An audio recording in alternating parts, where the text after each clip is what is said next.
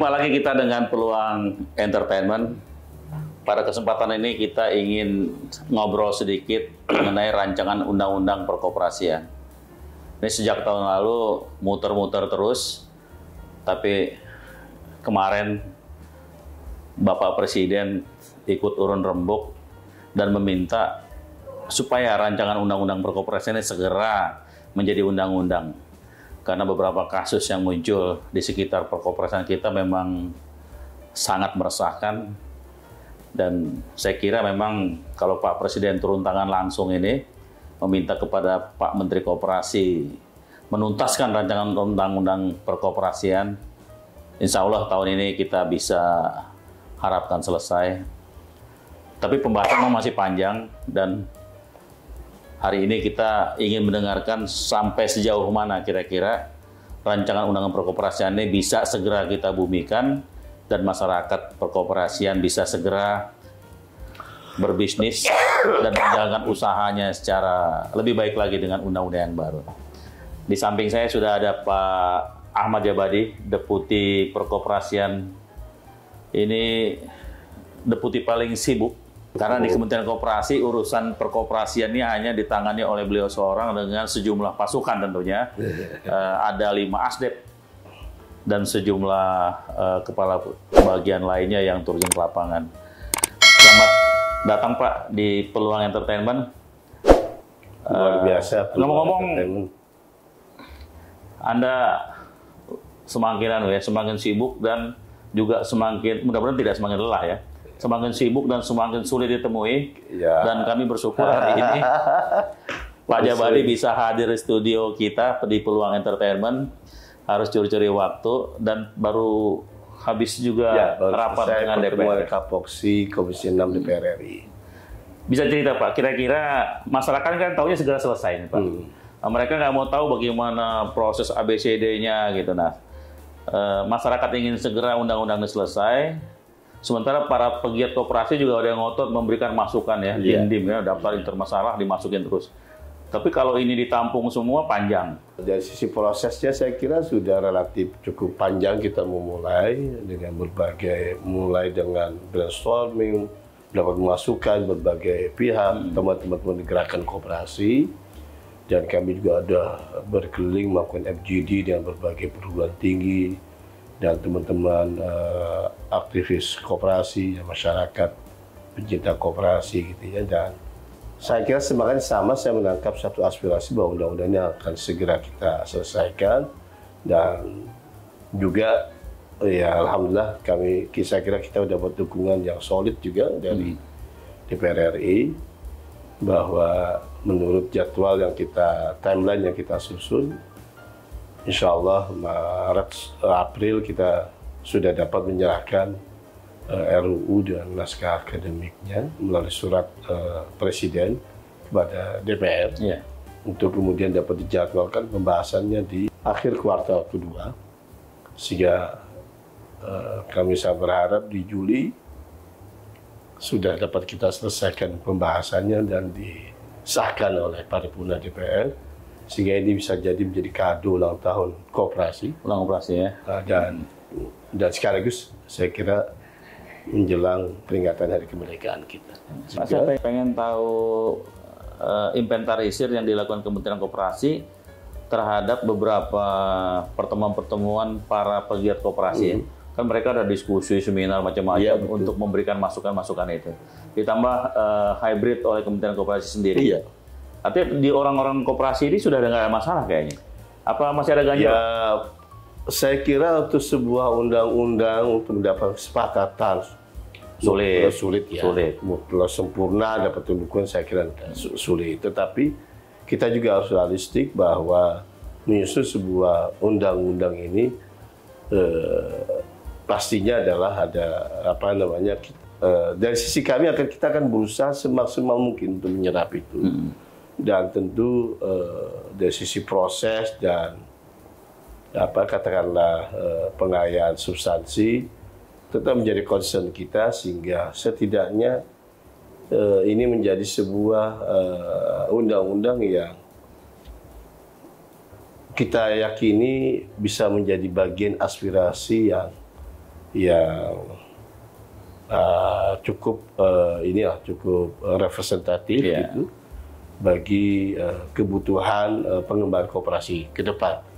Karenanya tadi juga ada kesepakatan kita dengan Kapoksi dan pimpinan Komisi 6 DPR. Kami sepakati juga bahkan untuk supaya nanti dalam pembahasan diharapkan tidak terlalu banyak perdebatan, kita juga akan memulai melakukan FGD dengan praksi-praksi di DPR, begitu. Dengan kemudian teman-teman tenaga ahli yang mewakili fraksi maupun komisi, sehingga dengan demikian secara paralel apa yang menjadi aspirasi yang kita sudah tuangkan, terutama aspirasi dari gerakan koperasi dan kebutuhan pengembangan koperasi ke depan, yang tentu ini hasil dari sebuah kajian mendalam gitu, yang ini dirumuskan dalam naskah akademik ini. Kemudian juga secara paralel juga mendapatkan satu katakanlah pemahaman dan sekaligus dukungan dari para wakil kita di DPR. Pak Jabari, kalau kita lihat dari undang-undang yang lama, itu kan dia hanya banyak menerjemahkan unsur-unsur administratif. Ya, betul. Nah, di undang-undang yang baru ini ada nggak unsur pemaksa untuk koperasi kita untuk mencegah nggak nakal misalnya? Iya. Kira-kira ada kasih clue apa kira-kira clue-nya untuk pasal-pasal yang bisa memaksa? Ini yang menjadi bagian penting saya kira perubahan signifikan dari RUU Perkoperasian saat ini kita sedang susun dan bahas bersama. Bukan saja karena adanya kebutuhan dari persoalan-persoalan temporer yang saat ini sedang terjadi ya, tetapi juga kita ingin bagaimana rumusan ke depan ini, RU ini bahkan ke depan mampu mengakomodasi dan sekaligus adaptif terhadap perubahan dunia usaha dan yang dinamis dan cepat berubah ini. Karenanya orientasi dari RU ini, dari menjawab dari pertanyaan misalnya, kita pertama tentu ingin memberikan sebuah ruang gerak usaha koperasi yang terbuka untuk seluruh lapangan usaha. Ini jadi bagian penting untuk kemudian kita dapat memberikan satu ambience, peluang yang dapat memberikan satu bukan saja rangsangan tetapi sekaligus menjadi sebuah dorongan kuat bagi koperasi masuk seluruh sektor lapangan usaha. Kedua, tentu kemudian sisi lain kita juga harus mempersiapkan yang kita sebut sebagai ekosistem. Ekosistem kelembagaan koperasi. Terkhusus sebetulnya sekarang ini terkait dengan ekosistem kelembagaan koperasi, karena tidak kurang dari 73% hari ini koperasi berada usahanya itu di sektor usaha simpan pinjam. Maka ekosistem kelembagaan koperasi yang mendukung bagi pengembangan usaha simpan pinjam juga perlu menjadi satu perhatian kita bersama agar katakanlah perlindungan anggota. Berarti ada LPS dong ya? Iya, perlindungan anggota kemudian dan masyarakat ini menjadi terjamin, tetapi koperasi sebagai entitas bisnis juga dapat terus berkembang.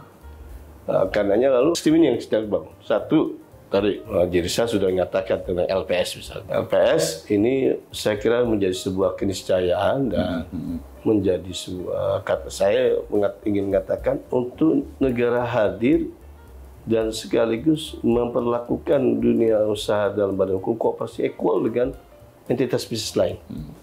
Kalau perbankan punya LPS, tentu para penyimpan dana dari anggota koperasi di koperasi juga perlu dapat jaminan. Kenapa? Ada 30 juta kurang lebih anggota koperasi yang menitipkan kepercayaannya.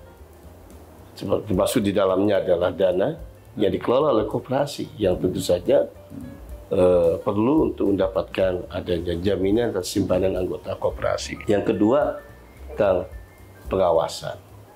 Undang-Undang 25 tahun 1992 kita tidak menemukan ada nomenklatur kata pengawasan.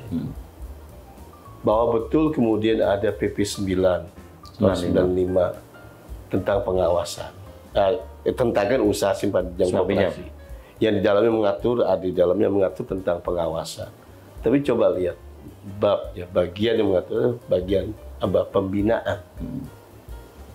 Ya, jadi konteks dari pengawasan yang kerangka pembinaan. Artinya tentu saja hal-hal yang sifat afirmasi bagi penegakan sebuah disiplin yang tegas terhadap penyelenggaraan atau tata kelola atau governance koperasi tidak menjadi orientasi utama, tetapi lebih pada tanda petik permakluman terhadap kondisi-kondisi koperasi dan situasi tertentu.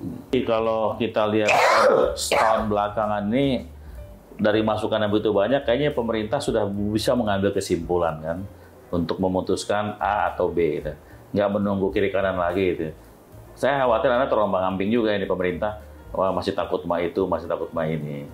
Nah, saya kira Anda sudah bisa ambil satu sikap sehingga pada bulan Juli 2023 pada hari koperasi yang ke-76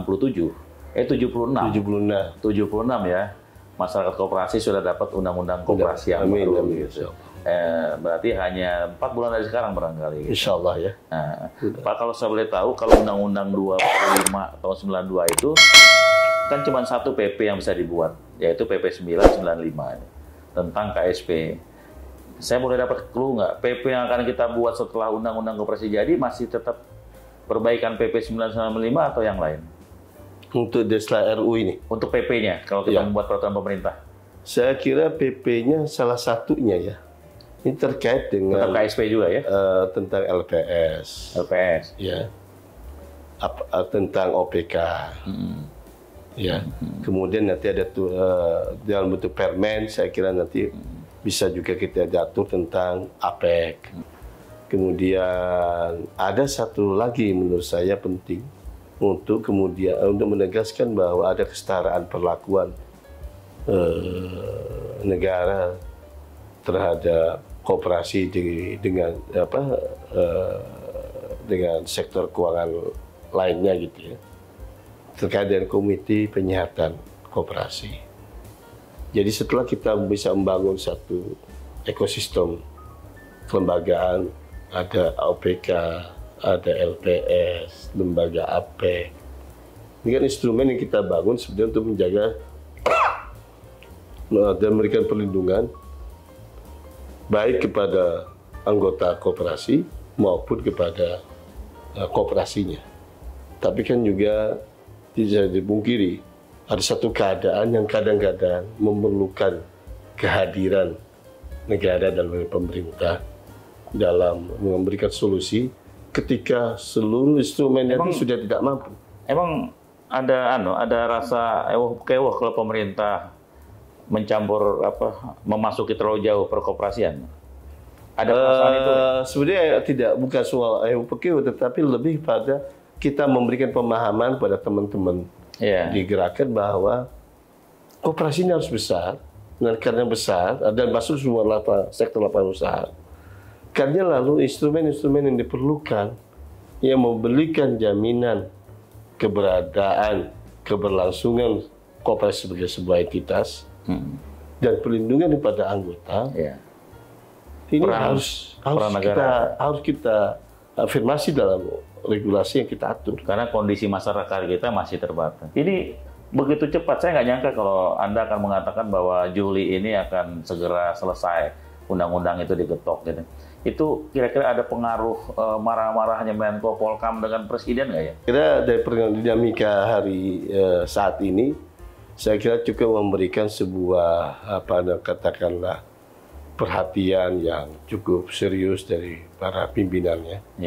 Sehingga saya kira hal yang sangat wajar manakala ini meliputi sejumlah dari komponen masyarakat, terutama anggota koperasi yang terdampak dari gagal bayarnya koperasi-koperasi ini ya. Tetapi sekali lagi sebetulnya kalau ini dibilang tanda petik katakanlah semacam hadirnya karena sebuah desakan keadaan, saya kira tidak tepat juga karena sebetulnya justru RUU ini ya pelaksanaan dari perintah dari putusan atau amar putusan Mahkamah Konstitusi yang 2 tahun 2014. Iya, 2 tahun. Itu ya. Mesti 2016 sudah selesai. Nah, iya. Dan kita sebenarnya hampir memiliki Undang-Undang Pokok Presiden baru tahun 2019. Tapi karena satu dan lain hal akhirnya ditunda pengesahannya. Dan saya kira ini memang ya kalau saya ingin katakan jujur dikatakan ya nggak boleh lebih lama lagi dari kondisi sekarang. Ini harus segera ada blessing buat koperasi. Artinya kalau kepala negara yang cakupan pemikirannya banyak hal, mulai dari infrastruktur sampai keluarga berencana, tiba-tiba menyoal koperasi, Menko Polkam yang urusannya politik dan KKB di Papua menyoal koperasi juga. Masa orang koperasi nggak mau buru-buru? Begitu ya Pak ya? Ya, artinya kalau kita ikuti pembahasan kita kan juga sejak bulan Juni 2022. Kita sudah mau launching, merilis agenda RUU, pembahasan RUU perkoperasian. Lalu ini distimulir oleh dinamika perkembangan koperasi saat ini. Saya kira ini boleh dikatakan sebagai satu kondisi yang insya Allah akan mengakselerasi penyelesaian RUU perkoperasian. Oke Pak Jabari, teman-teman kita sudah dengarkan tadi percakapan Deputi Perkoperasian Bapak Ahmad Jabari. Ada clue menarik yaitu Juli 2023 insya Allah rancangan Undang-Undang Perkoperasian sudah bisa bergulir menjadi Undang-Undang Koperasi, dan ini sekaligus jadi kado Hari Koperasi ke-76. Kita jumpa lagi. Terima kasih Pak Jabari.